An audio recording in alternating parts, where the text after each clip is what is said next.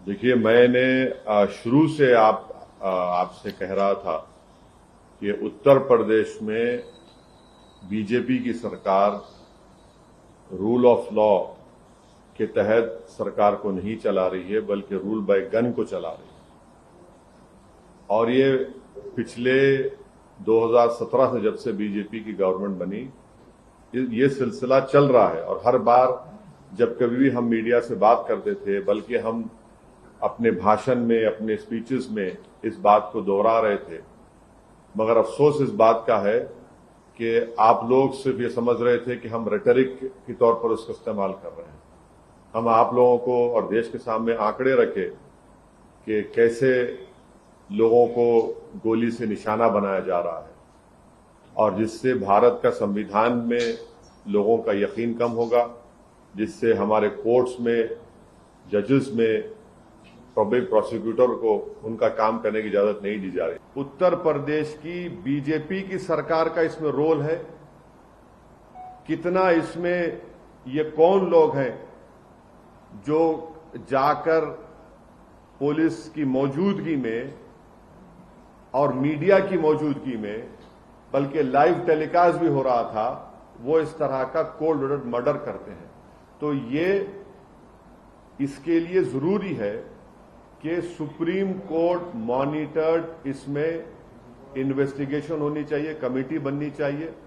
मैं supreme court से दरखास्त करता हूं, प्लीड करता हूं, क्योंकि 28 मार्च के दिन सुप्रीम कोर्ट ने एक फैसला दिया था कि कल जो लोग मारे गए, उसमें से एक शख्स ने, जो एक मुसलमान एक्स एमपी है, वो कोर्ट को गए थे कि मेरी जान को खतरा है, सुप्रीम कोर्ट को। तो सुप्रीम कोर्ट ने यह कहा था कि जब आप जुडिशियल कस्टडी में है और आपको पुलिस कस्टडी में लेकर जा रहे, तो स्टेट की जिम्मेदारी है। अब सुप्रीम कोर्ट इस मसले को सोमोटो ले और सुप्रीम कोर्ट एक कमेटी बनाए, सुप्रीम कोर्ट एक इन्वेस्टिगेशन टीम बनाए, टाइम बाउंड तरीके से उनको टाइम दिया जाए, और उस इन्वेस्टिगेशन टीम में उत्तर प्रदेश का कोई भी ऑफिसर ना है। कल का जो मर्डर हुआ है, ये कोल्ड ब्लडेड मर्डर कहते हैं, उसको देखने के बाद हर वो भारत का नागरिक जो भारत के संविधान पर यकीन करता है, भारत की अदालतों पर उसको यकीन है, आज वो अपने आप को कमजोर और गैर महफूज समझ रहा है। और ये इसलिए हुआ क्योंकि जो लोग सत्ता की कुर्सियों में बैठे हुए हैं, उनमें राय बराबर भी, जो अंग्रेजी का वर्ड है, ना कंपैशन है, ना उनमें ह्यूमैनिटी है, ना उनमें रहम है, ना उनमें इंसानियत है। ये जो कल का वाकया हुआ, आप बताइए मेरे को, ये तो कोई ऐसा नहीं है कि कोई जाकर फौरन किसी को गोली मार दिया। आप उनका वेपन चलाने का तरीका देखो। आप जिस तरीके से वो लोग आए, और उनका हाथ स्टिल है एकदम।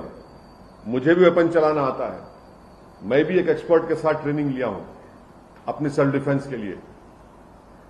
और जिस तरीके से मार रहे वो लोग, उनका हाथ देखिए हिल नहीं रहा है, उनकी आंख उस पर है, उन लोगों पर है। उनको मालूम था कि पहले कहां पर, किस जगह पर मारना।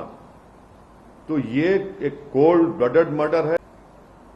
और इतना वेपन उनके पास कहां से आया? ये कोई कट्टे नहीं थे, एक साथ मारे जा रहे हैं, और कहीं पर भी वेपन ब्लॉक नहीं होता उनका। उनका हाथ देखिए आप। ये रेडिकलाइज एलिमेंट से, अगर ये उत्तर प्रदेश की सरकार से नहीं है, तो ये लोग ये रेडिकलाइज, हाईली रेडिकलाइज है। और बीजेपी इसको ब्रश असाइड करती है, नहीं, कुछ हो नहीं रहा है। अरे भाई, कैसा नहीं हो रहा है? देखो ना, ये लोग कौन है? गोली मारकर कौन सा रिलीजियस नारा क्यों लगाते आप? इनको आप आतंकवादी नहीं कहेंगे तो क्या कहेंगे? देशभक्त कहेंगे इनको आप? क्या इनको आप फूल का हार पहनाएंगे ले जाकर ये लोग? और जो लोग टीवी के स्टूडियोज में बैठकर जश्न मना रहे थे एनकाउंटर का, शर्म से डूब मरो तुम लोग वल्चर्स हो। अब खाओ उन लाशों को जो पड़ी हुई वहां। ये जो कल हत्या हुई है इसकी पूरी जिम्मेदारी उत्तर प्रदेश के मुख्यमंत्री पर आयद होती है। उत्तर प्रदेश के मुख्यमंत्री में अगर कॉन्स्टिट्यूशनल मोरालिटी जिंदा है तो उनको अपने पद को छोड़ना पड़ेगा। और देश के प्रधानमंत्री से हम यह कहना चाह रहे हैं कि ये सबका साथ, सबका विकास, सबका विश्वास की जो आप बातें करते हैं, मुझे तो याद आ रहा है एक अंग्रेजी का एक है कि प्रधानमंत्री पॉन्टियस पायलट की तरह एक्ट कर रहे हैं।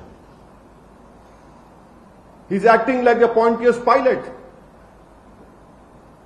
मेरी गाड़ी पर हमला हुआ, मैं जो कल देखा हूं नजारे को, पूरा मुझसे ऐसे हुआ था। पूरा उसी तरह के नारे लगा रहे थे वो लोग, उसी तरह से गोली चला रहे थे। यह अलग बात है कि मेरा टाइम नहीं था उस दिन, मगर हम समझ नहीं रहे हैं।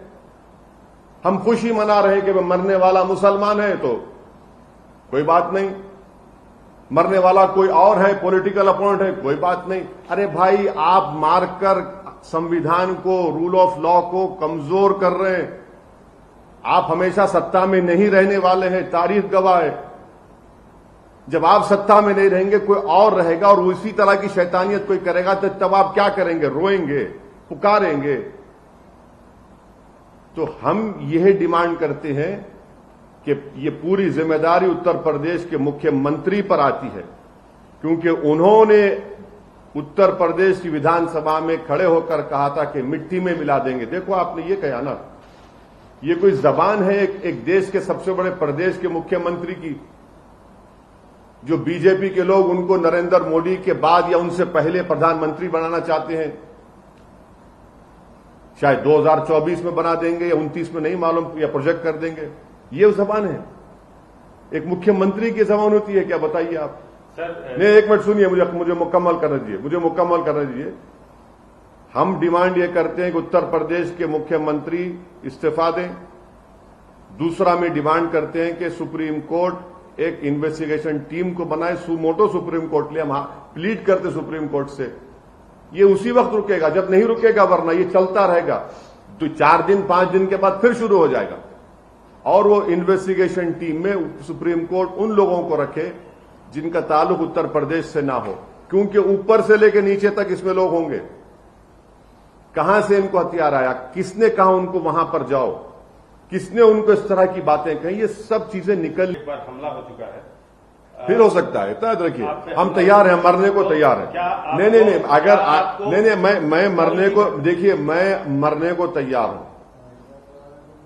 मैं मरने को तैयार हूं। मुझे मालूम हो सकता है करेंगे वो लोग। वो देखिए, आप जब तक रेडिकलाइजेशन को नहीं रोकेंगे, चाहे किसी समुदाय का हो, आप रेडिकलाइजेशन को रोकिए, वरना याद रखिए, रेडिकलाइजेशन इस दीमक की तरह इस मुल्क को कमजोर कर देगा। किसी समुदाय का रेडिकलाइजेशन हो, मुल्क के लिए ठीक नहीं है। सवाल पूरा नहीं हुआ। उत्तर प्रदेश जाएंगे आप?